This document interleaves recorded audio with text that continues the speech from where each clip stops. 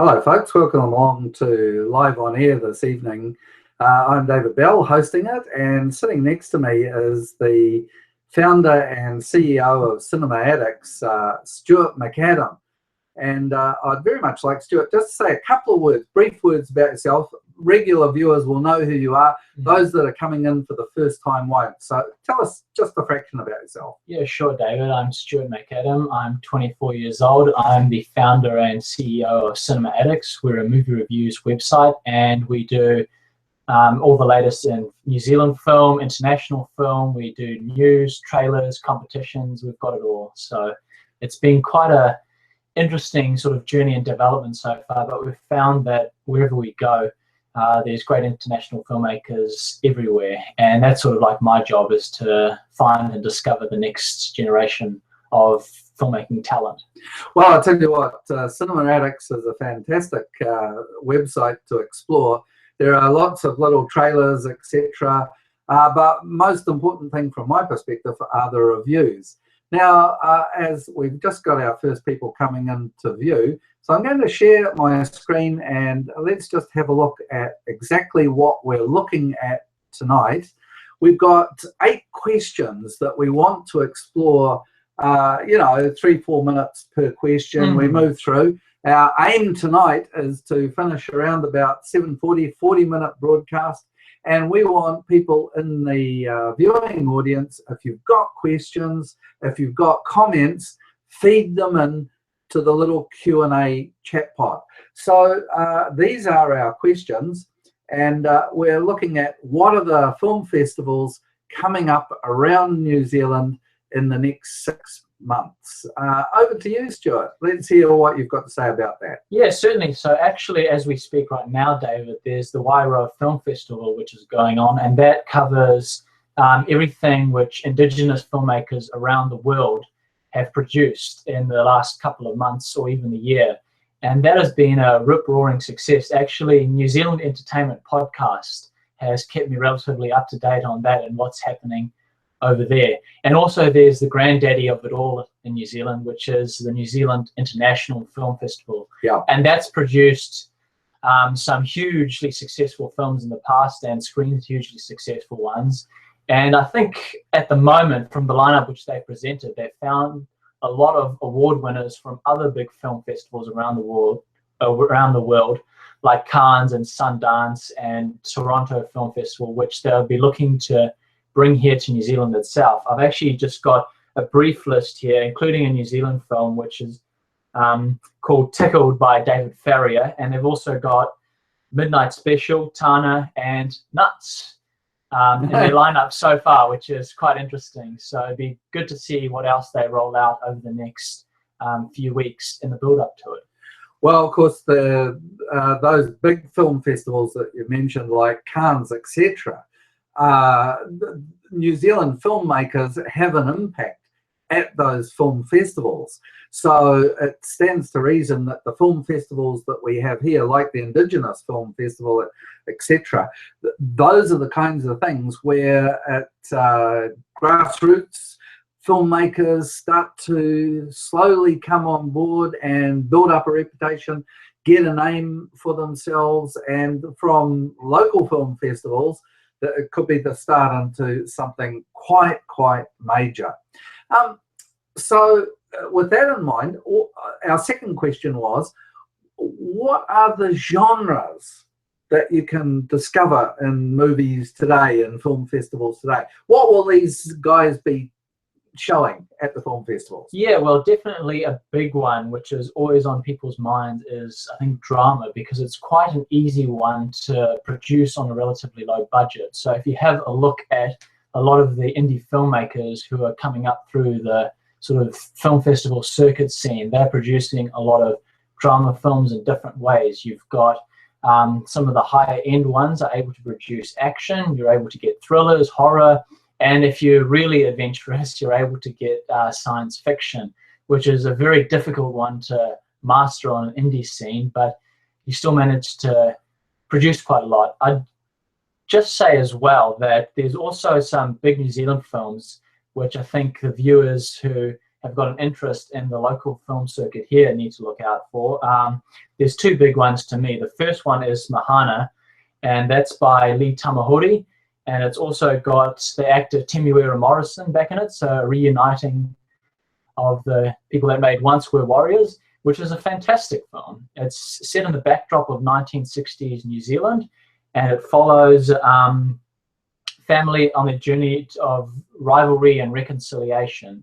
Absolutely fantastic. Another great one as well is Hunt for the Wilder People. Now, this film... This is one of the classic comedies, isn't it? Classic comedy drama, and it's really fantastic because it just manages to establish something which the whole family can go enjoy and watch.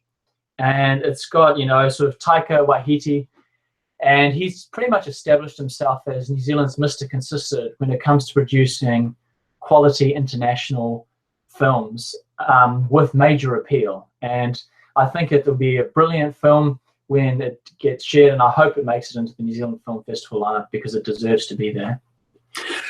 Just sticking with him and the films that he's made, because the film Boy, I think, really was the one that sort of catapulted way out into that it first had international success in Canada, right? I'm not 100% sure. I'm not 100% sure here, but anyway, with the film Boy, then the vampire film, which was sort of totally different. What was the vampire film name? That was What We Do in the Shadows. I never actually got around to watching that film, even though the invite was issued to go and see it. But a lot of people have said wonderful things about that, and it's really developed a strong following on the international scene as well, particularly in North America.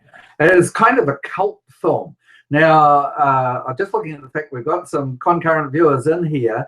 You're very welcome to add a comment or a suggestion, or if you've got any observations as we're going along, feed them in. Just click that little Q&A button that you can see on your screen, and just wait until the sort of pod comes up. You can type in at the bottom. Well, just coming back to the film about In the Shadows, it was very, very funny. It was one of the sort of strangest comedies that I've watched in a long time. But in every respect, it worked. It worked as comedy. It had a kind of a macabre New Zealand sense of humour, if I can put it that way. But have you any observations about the new film? You've been to the new film? I've been to see Hunt for the Wilder People. And Mahara, I've seen pieces of it, but not the whole thing. Right. Mahara's basically that story of a family or a couple of families in rivalry. Yes. Very, very strong emotional pull there. Okay, so let's just bring up, I think we've done that bit, so let's bring up our question pod again. And here we are. We've looked at the film festivals coming up, and we've looked at some of the genres. Now, you've mentioned a couple of New Zealand films we should really be looking out for. Would you like to just remind me of those again, please, Stuart? Yeah, certainly, David. So the first one is called Mahara. The second one is Hunt for the Wilder People. Third one is Tickled, which has got the media personality David Farrier in it. And there's also another one as well, I believe, called Black Penny, which one of our reviewers from Cinemaddicts recently had a look at and loved it so much he passed the review on to me, which I still need to do, which is a great New Zealand independent film. And it sort of combines everything which is good about the New Zealand culture and puts it into a film perspective. So those are the ones which people should be looking out for. Okay. Now, Stuart, thank you for that summary there. Stuart and I did a bit of talking around the questions just a fraction before the broadcast, and we decided that we'd change a little bit of the order of some of these questions, because one of the hot topics that, as far as I'm concerned, is that there are huge economic benefits to New Zealand as a nation, as a country, that arise from the film industry. And and lots of people will talk about this. Governments will talk about it. They even legislate to do certain things to encourage filmmaking. Stuart, can you give us a kind of a rundown of in what ways economically film industry helps New Zealanders? Oh, it's absolutely massive. Ever since Lord of the Rings came to New Zealand to be filmed, it's produced such a huge industry, and with one which is constantly innovating and reinventing itself to appeal to international filmmakers with multi-million-dollar productions. And also as well from an economic perspective, I'll give this one as an example, David, because I think it's quite a good one, is in Albuquerque, New Mexico, there's the house which the television series Breaking Bad filmed for the White family, and thousands of people go to Albuquerque every year just to see the house which Breaking Bad was filmed in. And that's quite an important thing, because it really generates revenue, it generates interest, it generates new job opportunities. And you have a look at New Zealand on the local circuit, Hobbiton, for example, Matamata, before the Lord of the Rings and the Hobbit trilogy came to New Zealand, it was just a sleepy farming village, and now it's established and reinvented a real following around these little sort of hobbit huts, which is quite unique and interesting. A lot of people that will come to watch this after the actual live event won't have gone to Hobbiton and Matamata. Matamata was a beautiful little rural slice of New Zealand, but the massive number of cars, tourist cars, buses coming and just pouring in to that little town centre is simply astonishing. So there's been a real plus in terms of tourism in New Zealand, and that's a kind of a peripheral activity. What about in actual movies? Let's say I'm an 18-year-old or a 20-year-old, and I'm leaving high school from, I don't know, Auckland or Wellington or Timaru or something. How do movies benefit me? Well, it depends whereabouts you're looking to go into the film industry. If you're looking for a career as an actor in the film industry, there's plenty of opportunities to go and sign up to agencies which have people that actively look to find actors, and people such as cinematographers, producers, different types of work within the industry. And there's a whole plethora of careers which you can take out of film. It's one of those few creative outlets that totally engages and immerses people in every single way imaginable. You've got the director who's looking after the creative project of the film itself, what people are going to see, what they're going to listen to, what they're going to just sort of generally experience through their five senses. If I put my hand up and said, can I be a producer or a director straight away? What's the answer? The answer is you need to be a bit more qualified than that. You'd have to first go and work on an independent film yourself, learn the ropes, learn exactly what comes with, say, being a producer, for example, where you need to be accustomed to managing the budget, managing the timeline, making sure everyone's where they need to be, making sure the location bookings are checked and everything's in working order. With a director, you've got to make sure the take is perfect, experimentation, different angles, how the cast reading their lines and so on. And once you've got an adjustment in that area, you're usually able to go and make applications to some of the bigger production studios and say, this is my portfolio and this is what I'm capable of.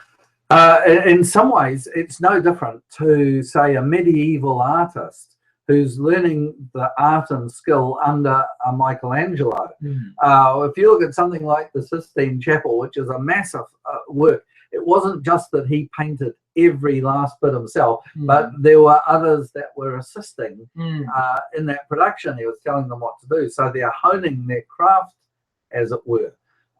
So you start somewhere within the industry. What are the kinds of not genres, what are the kinds of roles and jobs apart from producer, director, and chief actor? Yeah, well, you've certainly got a lot of the more unrecognizable ones. You've got someone, say an editor, film editor, for example. They're the sort of people that are working predominantly in the post-production team, putting together the final cut of the film itself. So that is an incredibly enormous job, and there's actually an Academy Award for Best Editing in films, which plays a massive role in how the overall project itself is presented. Because if you've got a bad editor, you're going to get a film that looks bad, even if everyone else in it has done a fantastic job. I'm going to interrupt you there, Stuart, sure. because a couple of months ago, I did an interview with Elise McAdam, who's related to Stuart, and Elise stressed in that interview, which was about how to watch a movie, how important the editing task is. Now, when we look at the Oscars and all of those sorts of things, everyone's attention is really directed, who won the best male award, who won the best female actor award, maybe best movie. And then all of those other things don't grab the popular imagination in quite the same way as your lead stars. But possibly the best director also gets that kind of accolade. But when you think about it, an Oscar for editing, how many works, I'm talking about written works here, whether they're academic essays which you're doing while you're in college or high school or whatever, they all benefit from an editing process. And I think as far as awards go in movies, the fact that there's an Oscar for Best Editor is actually a highly significant thing. And most people are totally unaware of how important the editorial role is in the production of image, audio, movie, visual. Okay, so I've had my spiel about editing. What are some of the other activities that folk could do? Yeah, definitely. Some of the other big ones may involve cinematography. So that's the person who's behind the camera, a lot of the time trying to capture the right visual image and text for the occasion and the setting. You've got people that work in makeup, you've got costumes, you've got general assistants who may be helping out the different actors or directors and producers to make sure their life's not a living nightmare on set. You also got some of the people that do stunts as well. Obviously in action films in particular, stunt people are a very important part of the process, because with the exciting action scenes, they're the ones who are underneath the costumes and taking all the hits. In fact, in one of the congregations that I used to work with as a minister, we had quite a leading stunt person who had left New Zealand as a 16, 17-year-old. I don't think he had done too well at high school, because he was always spending his time flying around on motorbikes, that kind of thing. Became a leading stunt person in Hollywood. And I think there's a young woman who's become particularly well known for some stunt roles, because most roles that are in action movies require someone who isn't the star who's going to take the blows. Having said that, I wonder if it could go back and just talk for one little bit, Stuart, please, about that role of the camera. How many people get attracted into the role of cinematography, capturing the image? It's very much a big part, particularly when you've got independent film being made, for the director to do a lot of that cinematography work themselves, because the budget won't or may not allow for a independent cinematographer or director of photography to come on themselves. And that's really where a lot of the best directors are able to cut their teeth and understand and recognize how to tell a journey or the storyline of what is happening in their film in the most effective way. Because if you have something like a shaky camera, for example, if you have a scene where it's a sort of low shot when it's supposed to be a high angle one, it can often lead to a lot of confusion amongst the audience, even though they might not sort of consciously recognize it. Afterwards, they'll think, what's going on there? So you really do need to have that mastered in order to be, I guess, an effective filmmaker in general, because it's not the cinematographer or the director of photography who often gets credited for making a bad film. It's the director. Right. Now, in another couple of weeks, the last Sunday in June and Live On Air, we're actually going to talk about making YouTube movies, which is something that I experiment with quite a bit. But I don't make them for any reason other than to record a tutorial, or if I put it in a bigger word, a documentary. But that's a genre which I think that a huge amount of creativity starts to come out as in this this borderline between teaching and documentary. A documentary is there to teach, but it does it in a, I don't know, a hugely economical kind of way. You're not aware that you're learning. You're not in a lecture situation. Do you have any words about documentary as a possible career path for young kids? Yes, certainly. Documentary is always a very interesting avenue to take for young people that are looking to break in, because when you are in your teenage and young adult years, you often have a lot of strongly held beliefs about certain injustices which are going on. I mean, at the current point in time, it may be about not being able to afford a house in New Zealand. It might be about the fact that some people are getting away with doing bad things, and here you are being punished for something minor. Whatever it may be, it can often lead you to being compelled to actually share your voice about it. And you may not be the most talented, for example, cinematographer, but you're still able to go around and find enough people and experts to tell a story and bring it together and edit it well enough that when people actually see your finished work, which you may have put up on YouTube or Vimeo or whatever other video sharing platforms it may be, people can understand and appreciate that even though this might be your first time doing it, you've put a lot of effort into putting it all together. And with documentaries, it's quite nice as well that you can often weave in footage from outside sources to help back up what you're trying to present. Yeah. Let's just share the screen again at this point, and we'll explore that whole area of YouTube movies in 3 weeks' time. We'll have 2 filmmakers as well as Stuart. We've got Dimi Narkov and Matthew Morks from Wellington. Dimi, I think, is in Perth. But what you have been talking about starts to impact in kind of my area, which is talking about local church congregations and community groups and things like that. And this is where we come to that second group of questions. And number 4, churches and organizations sometimes show films with CCL permissions. That's a licensing group that allows the projection of words, for copyrighted songs, etc. They can also get a license for showing some movies. Now, those tend to be well-known movies. I'm really interested in how do they get access to local content? Because, well, I'm not thinking, say, of In the Shadows, but I mean a more local kind of thing, such as a Matthew Morks type movie.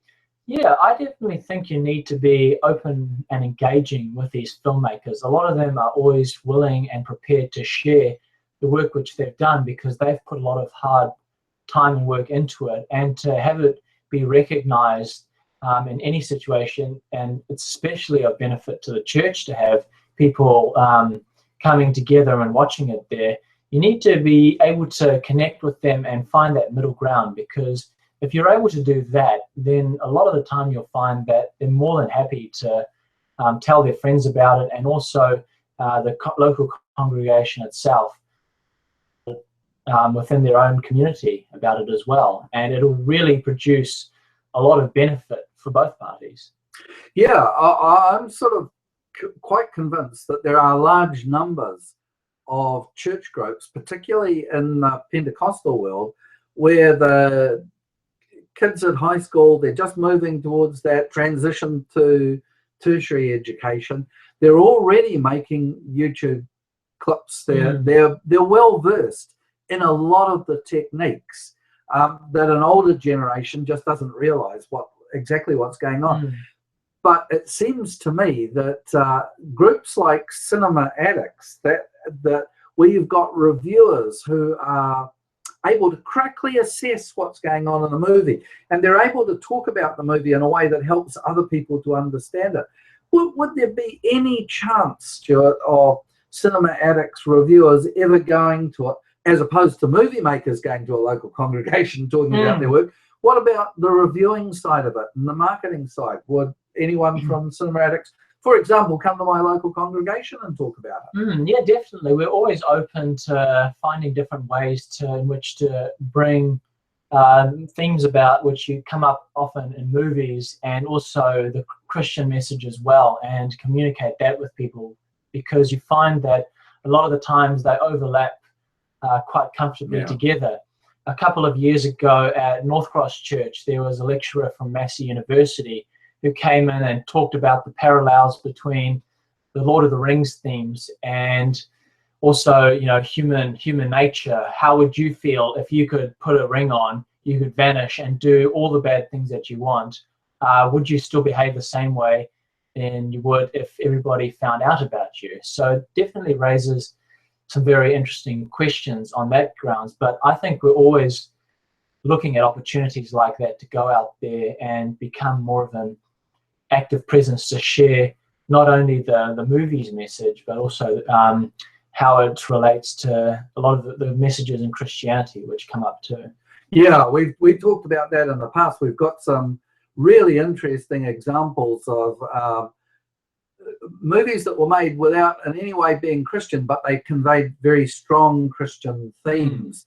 And you can find a lot of these archived and live on air, which you can now get on Facebook, Google Plus, but best of all, you get it in kiwiconnexion.nz. That's the favoured website. But I suppose, Stuart, you would also say cinemaaddicts.co.nz would also get it. Yeah. Okay, let's have a look at, we're just coming towards our final questions for the evening. And I'll just bring up the screen share again. I guess that's the final question there. How could a local congregation benefit from understanding movies better? Yeah, I think they need to look at what filmmakers are doing and find ways to apply it to what they are out to achieve. And if they're looking at growing out their congregations, they need to find new, innovative, resourceful ways to attract people who may have common interests about certain ideas and activities and engage them in. Because if you look at filmmaking itself, it involves writing, it involves music, it involves shots, camera angles, it involves almost everything possible you could think of in the creative process itself. And when you're teaching at Sunday school, if you are presenting a message to a congregation, if you're doing a Bible study together, a lot of the things which filmmakers take can be carried over and applied in those situations. Look, that's a fascinating answer, because I don't think that the vast majority of churches in the Methodist scene in New Zealand really appreciate how creative the movie making process is and how similar it could be to the act of Christian worship.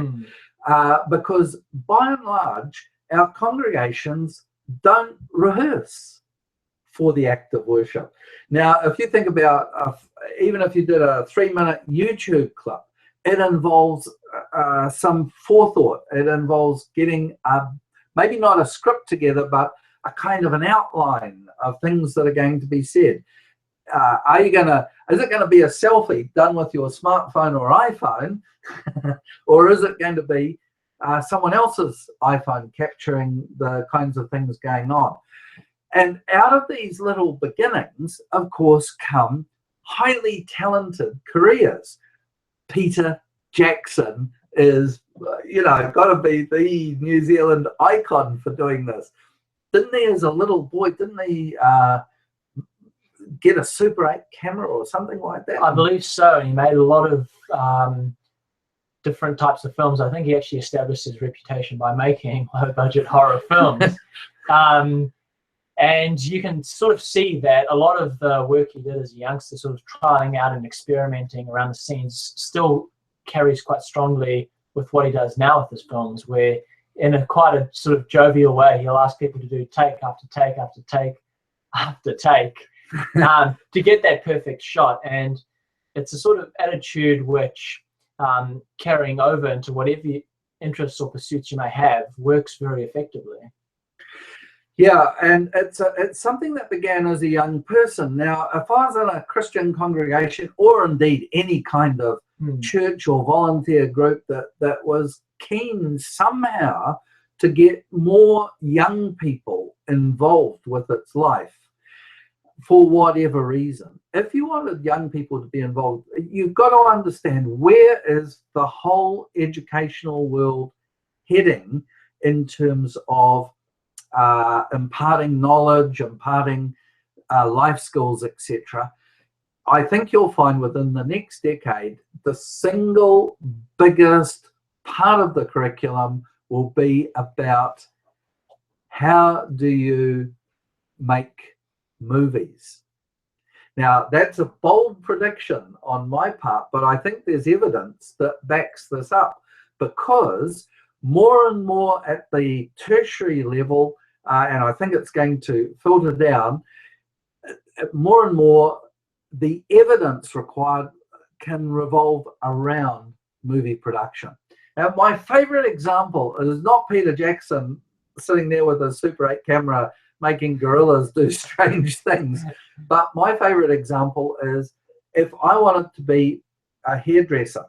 That may seem an odd thing to say given the state of my hair at present, but if I wanted to be a hairdresser, part of the training I would have to do the styling, the colouring, etc.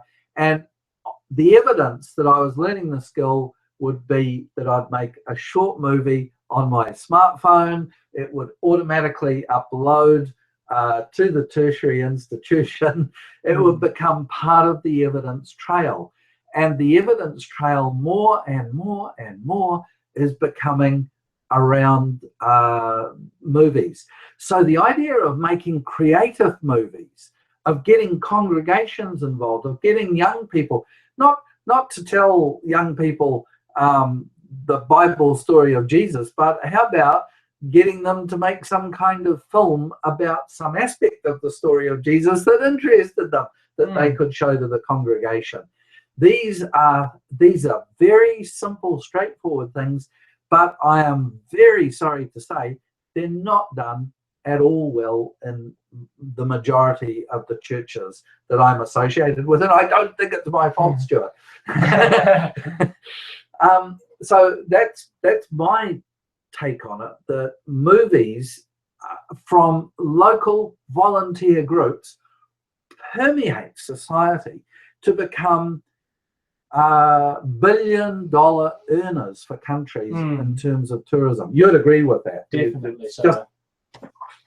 Yeah, I think there's a amazing undervalued emphasis which is placed on creativity within a lot of the more traditional churches, which sort of like to run by a particular routine. And I think when you're trying to engage young people, you need to first look at what their current interests are, and then look at how and why they're getting engaged in the things that they enjoy. And you often find it is down to a lot of creativity and smart marketing, which any good organization, whatever area of life they may be involved in, needs in order to survive. Yeah, and clearly large parts of the Christian church, not just in New Zealand, are really in a survival mode. Sure, some parts are growing at a fantastic rate, but that's a different kind of cultural context from the ones that we're involved with. So I guess my last point would be something like this. And I'd like your comments, Stuart. It'll be the last comment for our evening. Movies can involve the whole creative spectrum. And in your personal opinion, are there some movies that enable us to see how the creative spectrum's been involved better than others? Ooh, well, it's a tough question, isn't it? I think there are. Particularly, you find that people that are trying to push the boundaries of filming, making out the furthest, are usually the ones that people are going to the first to have a look at how they've managed to achieve and create an entirely new set of processes, particularly with special effects. James Cameron's wonderful film, The Terminator 2, managed to captivate and develop such an effective, following and audience because the special effects were so tremendous. Likewise, the timeless film Casablanca was such an excellent film because it was so well edited and put together that was the benchmark. There was also the highly acclaimed, critically acclaimed film Citizen Kane by Orson Welles, which was made long, long ago. And that still holds a very strong influence on a lot of contemporary filmmakers as well, because it went and achieved things which no one else had done before. So I think you're definitely right when you're talking about stretching the boundaries out, because you almost need to do that in order to, I think, attract attention these days, because people's attention spans are getting shorter and shorter. So you need to captivate them quickly. It involves all of those, but particularly music. I would say the image, what the camera shot is, the angle, etc., plus the music, as opposed to the script. And we've been doing the script all evening. Peter Lane has sent through a question. Peter, will briefly just, it's not so much a question as a comment on something that was said. Peter said that he's seeing in his work with schools that video evidence is working its way up the primary schools, not coming down from the tertiary. And I think that's fantastic, because I guess that's the generation that's growing up into this billion-dollar industry with all its associated work stuff. It's got to be the young people, and that's fantastic too, that teachers are willing to take that step. It's fantastic as well, because one of the other film festivals which actually just passed over my head recently was the New Zealand 48-Hour Film Festival, which allows people from all sorts of backgrounds to come together and put together a piece of work within the 48-hour time limit, and that produces some amazing results, especially from people that aren't actually filmmakers, and may start from those who have parents or family or friends who these people saw at like primary or intermediate age levels doing something crazy and audacious, and yet it being a lot of fun and very enjoyable, even though by the end of it they're absolutely shattered from being awake for 48 hours. Well, okay, thank you for that comment, Peter, and I think that's a really appropriate thing. It's actually quite chattering to do live on air for 40 minutes, let alone for 48 hours. But I'd like to say thank you very much, Stuart. We'll be happy to see Stuart back here with Dimmy and Matthew as we talk about YouTube movies in 3 weeks' time. But of course, we've got live on air next week, same time, same place, same channel, 1900 hours NZ Standard Time, and we'll notify you on Google and all the rest. Thanks very much for watching. Thanks for coming, Stuart. Thank you very much.